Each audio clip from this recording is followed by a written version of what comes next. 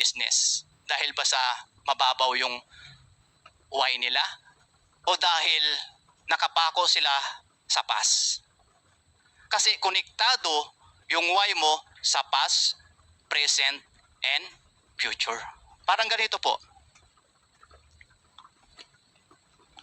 Okay? Para magawa mo yung why mo, okay?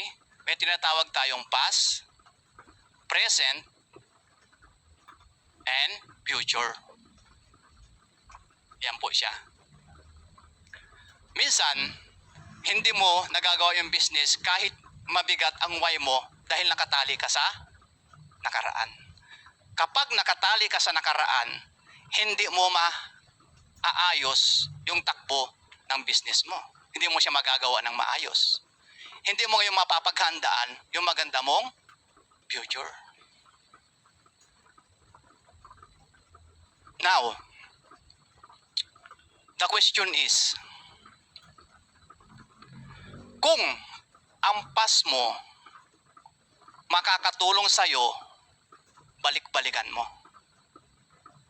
Pero pag ang past mo hindi makakatulong sa'yo, forget about it.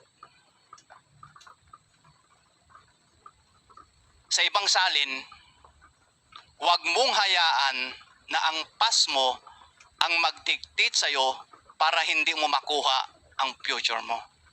Hayaan mo na ikaw ang mag-dictate sa past mo para gumanda ang future mo.